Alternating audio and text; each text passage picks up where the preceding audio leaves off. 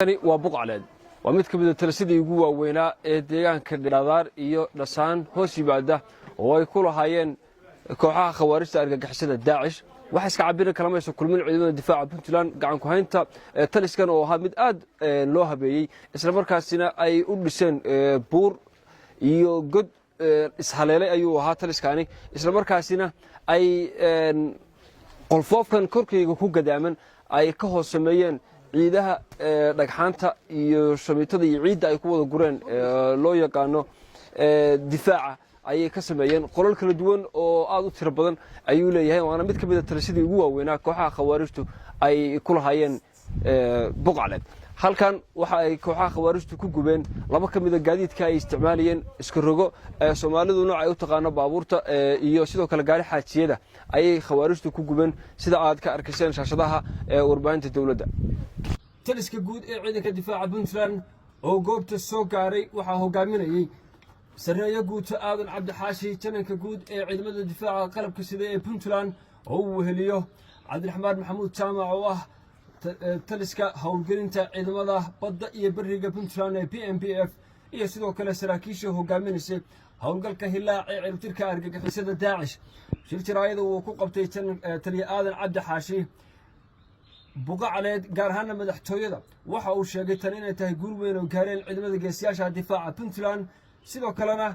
ay tahay bilowga wajiga saddexaad ee howlgalka ciribtirka argagixisada Daacish ee Hilaac waxa uu fariin u diray kuwa ku dhumaalaysanaya godadka iyo buuraha waxa uu ugu baaqay in laga faa'iideysto cafiska madaxweynaha oo ku kooban 7 casho oo kaliya waxaan u hambalyeynaa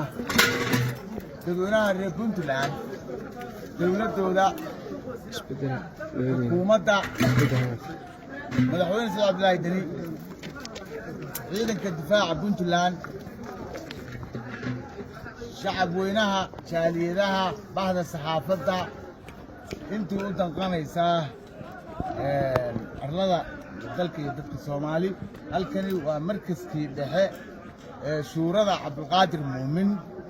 madaxa argagixisada Soomaaliya uu ku martigeliyay argagixisadii galbeedka Afrika waqooyiga Afrika iyo Middle East bariga jasiiradda Carab dadku uga yeeray oo meeshaan ku halaagsamay meeshii ku martigeliyay weeye nin baa yiri leadership hadda ka hor daanyeerku meelaysa korintani ma jeexsan Cabdulqaadir Muumin dan baa baday inuu ka helo waa ka gudbiisa deegaanka qiiqaya waa buqo waa runtii xalmiskeed weeye waa deegaamadii 2017 ay kaga hadeen January ciidanka Puntland nasiib wanaag maanta fursad u helay dowladda Puntland inay gaarsiiso nabad fayskii saddexaad sida madaxweynuhu ku dhawaaqay wuxuu noo bilowday shalay bal tan waxaa lagu dhamaystiray fayskii labaad insha Allah taala xarunta caafimaadka ku xigta halkaan waa gurigii suurada kani waa kii deegaanka chiefkiina waa kan waa loogu gelayaa boholaha meelaha tirsan waa ay ku sii harsan yihiin cafiskii madaxweynaha laga faa'iideysto dadka maxasta ah dhaawacyada caruuraha umulaha waxa la jiidayo maslaxadu ugu jiro in maaragtay ay marxaladan meeshay soo gaadhay hadii cafiska madaxweynaha 7 barihii dhamaado waxaa ballan qaadayna sida argagixisada qanuunka caalamiga ah waxa uu ka qorayo in loola dhaqmo hadii ilaahay dabcan fariinta waxaan u gudbinayaa Cabdiraxmaan Faahiye Cabdulqaadir Muumin talo gacanta uguma jiro qoyska uu ka dhashayna waa kuwa ciidanka hor socda halaagin dadka xijiga ka guran jiray baalada sare ilaa iyo tasdiiq iyo inta u dhaxaysa biyo kulule